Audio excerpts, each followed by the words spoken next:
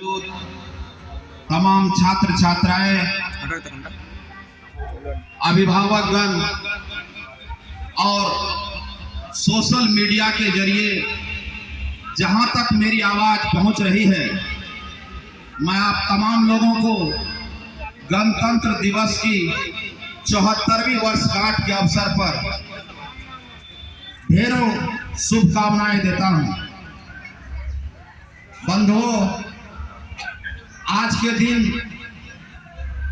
26 जनवरी 1950 को हमारा संविधान लागू हुआ था। उससे पहले हमने आजादी के लिए काफी संघर्ष किया और हमें आजादी मिली। ये आजादी, ये 3 अक्षर में बहुत कुछ छिपा हुआ है। आजादी किसी को पुरस्कार में नहीं मिलता है। आजादी को प्राप्त करने के लिए त्याग, बलिदान और खुद को कुर्बान करना पड़ता है। यह आजादी वर्षों के संघर्ष के बाद हमें मिला है। इसलिए इस आजादी को बरकरार रखना हम सबों का कर्तव्य है। यह खूबसूरत देश जब आजाद हुआ और इस खूबसूरत देश के लिए जब एक बेहतरीन संविधान बनाने की आवश्यकता हुई, तो उस वक्त के कानून मंत्री डॉक्टर बाबा साहब अम्बेडकर को यह जिम्मेदारी दी गई। एक ऐसा देश जहां पर ढेरों तरह की भाषाएं, ढेरों तरह के खान पान, रहन सहन, धर्म, जाति के लोग रहते हों, वैसे देश के लिए एक बेहतरीन संविधान बनाना वाकई मुश्किल काम था। लेकिन डॉक्टर अंबेडकर ने 2 वर्ष 11 महीने 18 दिन के अथक प्रयास के बाद संविधान बनाने का काम किया और उस संविधान पर आज देश निकल पड़ा है और अपनी उन्नति के शिखर पर है। बंधुओं, बाबा साहब अम्बेडकर ने कहा था, जो लोग अपने इतिहास को भूल जाते हैं, वर्तमान भी उससे दगा कर जाता है।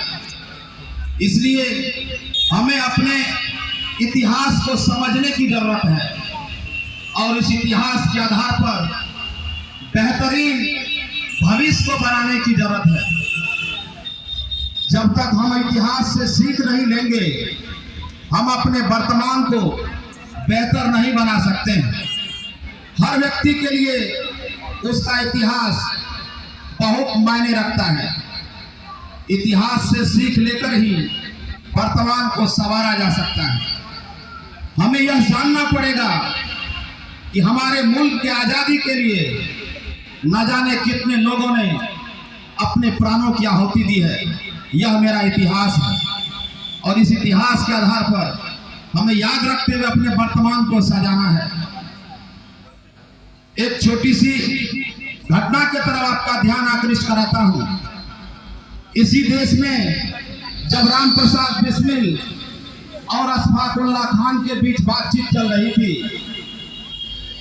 अशफाक उल्लाह खान ने कहा कि मुझे नहीं पता कि मरने के बाद मेरा पुनर्जन्म होगा कि नहीं।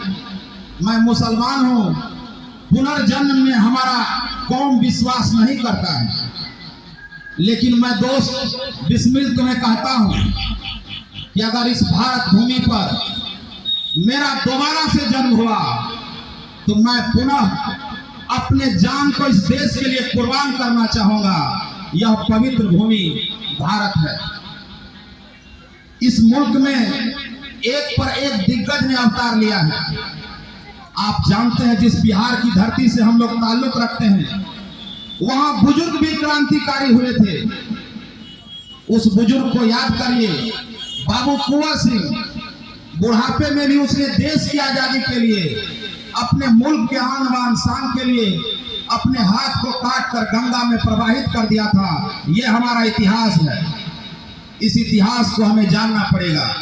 याद करिए, प्रेम के सबसे बड़े दीवाने अगर इस धरती पर मैं देखता हूं, वह दशरथ माझी है, जिन्होंने अपने प्रेम के लिए, प्रेम के प्रतीक के लिए अपने पत्नी का बदला लिया। किस रूप में? पहाड़ का सीना काटकर उसने रास्ता बनाया, जिस रास्ते पर आज बहुत सारे लोग जाते हैं। ये बिहार का धरोहर है। एक पर एक क्रांतिकारियों ने इस बिहार की धरती को सींचा है। हम लोगों का भी कर्तव्य है कि उस धरोहर को याद रखें। एक छात्र के रूप में सिर्फ और सिर्फ पढ़ाई यह तो मेरा कर्तव्य है ही, लेकिन अपने इतिहास की जानकारी भी रखना हमारा कर्तव्य है। मैं मानता हूं कि बहुत लोग पढ़ाई के साथ साथ अपने अतीत को भूलकर वर्तमान की दिशा में आगे बढ़ते हैं। उन्हें वर्तमान बड़ा प्यारा लगता है।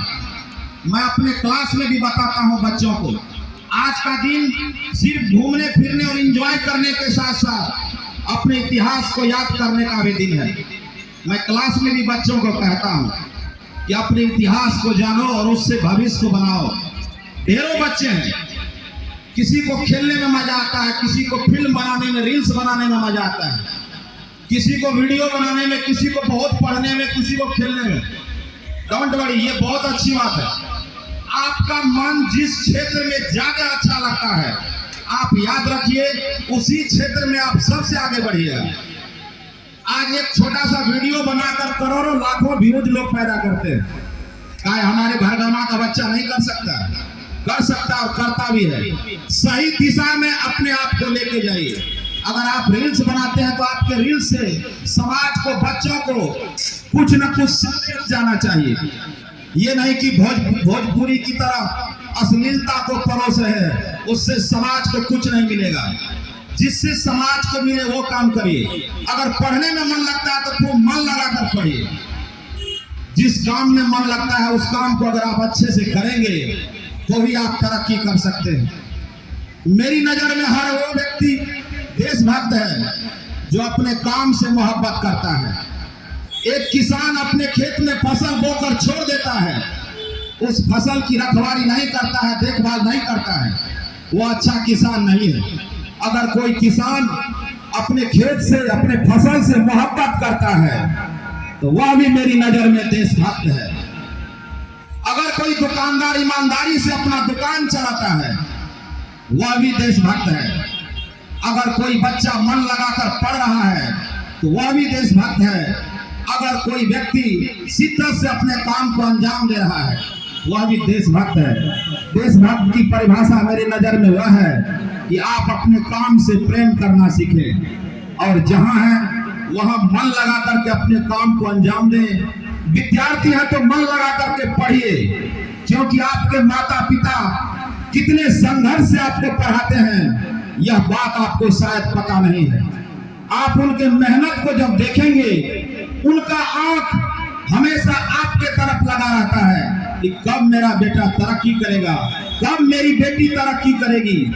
उनका सपना है, आप उनके सपने को टूटने मत दीजिए। एक शिक्षक के रूप में मैं आपसे यही निवेदन करता हूँ, उनका सपना कभी भी नहीं टूटे, इसके लिए आप हद से गुजर जाइए। आप अपने आप को उसके सपने के लिए कुर्बान कर दीजिए, तब आप सच्चा पुत्र और पुत्री कहलाएंगे। ऐसा नहीं कि पिताजी भेज दिए हैं, हम क्या कर रहे हैं नहीं कर रहे हैं, उनको लग रहा है कि पिताजी को तो पता नहीं है, मैं उनकी आंखों में धूल झोंक रहा हूं। नहीं, उनको धूल झोंक के आपको कुछ नहीं मिलेगा। मैं सोशल मीडिया, मोबाइल के जरिए जहां तक पहुंच रहा हूं, मैं तमाम विद्यार्थियों को कह रहा हूं कि आप अपने भविष्य को संवारिए। ये मत समझिए कि मेरा गार्जियन क्या सोच रहा है नहीं सोच रहा है, हम उनसे छिप करके कुछ कर रहे हैं, इससे काम चलने वाला नहीं है। ये मोबाइल का बीमारी, ये भी बहुत खतरनाक बीमारी है। मोबाइल के चक्कर में पढ़ते पढ़ते क्या करेगा, एक बार सोशल साइट पे चला जाएगा। इधर पढ़ रहा था, याद कर रहा था कुछ, वहां सोशल साइट पे चल गया, दिमाग हो गया उसका डिस्टर्ब। अब जो याद होने वाला मैटर था खत्म हो गया, पढ़ाई से दिमाग डाइवर्ट हो गया। मोबाइल में भी एक पर एक चीज है पढ़ने के लिए। मैं आपको ये नहीं कह रहा हूं कि सिर्फ पढ़ते रहिए, आपका एंजॉय करना आपका अधिकार है, लेकिन पढ़ाई को डिस्टर्ब करके नहीं। जब मोबाइल चलाते हैं तो मोबाइल चलाने का काम करिए। किताब और मोबाइल के बीच में कभी दोस्ती और प्रेम नहीं हो सकता, दोनों को अलग अलग रखिए। पढ़ने के टाइम में पढ़िए, जब फुर्सत है तो मोबाइल गोजिए। कौन देखने वाला है, कौन मना करता है? आप कर सकते हैं, लेकिन खुद को धोखा मत दीजिए। मैं लड़के और लड़कियों दोनों से कहता हूं, यह समय दोबारा मिलने वाला नहीं है। आप सोचते हैं कि आज की पढ़ाई कल कर लूंगा, आपको पता होना चाहिए जब एक दिन गैप करके अगला दिन पढ़ाई करेंगे तब तक में लाखों बच्चे आपसे ज्यादा मेहनत करके आगे निकल जाएगा। इसीलिए यह रेस का समय चल रहा है। मैं अपने सोशल मीडिया के जरिए अपने तमाम छात्र छात्राओं से कहता हूं, अपने आप को अपने माता पिता के जो उनका सपना है उनको साकार करिए। मैं इन्हीं चंद शब्दों के साथ हर वर्ष की भांति इस वर्ष भी कह रहा हूं, मैं सोशल मीडिया के जरिए ऐलान करता हूं, जो भी गरीब गुरबा बच्चा है, जिसको पढ़ने में दिक्कत है, तकलीफ है, पैसे की लाचारी है, मेरा मोबाइल नंबर बोर्ड पर दिया हुआ है। मेरे मोबाइल नंबर पर सीधा हमसे फोन करो, संपर्क करो। तुम्हारी पढ़ाई का खर्चा 1 भी रुपया नहीं लगेगा, ये मैं आपके बीच में ऐलान करता हूं। इसलिए चाहे वो छात्र हो या छात्राएं, किसी प्रकार का संकोच की जरूरत नहीं है। आप हमसे संपर्क में रहिए, मैं आपका मदद करने के लिए हमेशा तैयार हूं। मेरा YouTube चैनल बना हुआ, वहां निःशुल्क बच्चों के लिए वीडियो जारी होता है, ताकि बच्चा उस वीडियो से लाभ उठाए। आप वहां भी जाके पढ़ सकते हैं, आप वहां भी लाभ उठा सकते हैं। इन्हीं चंद शब्दों के साथ मैं अपील करूंगा कि अपनी पढ़ाई पर ध्यान दें और अपने माँ बाप के सपने को साकार करें। इन्हीं चंद शब्दों के साथ मैं तमाम लोगों को बहुत बहुत बधाई देता हूं, धन्यवाद देता हूं। भारत माता की जय हो, भारत माता की जय हो, भारत माता की जय हो। इस बार दुनिया का सेटिंग गड़बड़ा गया है, एक बार होगा, थोड़ा देर इंतजार के बाद। मैं तमाम छात्र एवं छात्राओं से मैं कहना चाहता हूँ कि 26 जनवरी का दुनिया पर भागे जाए, पुनः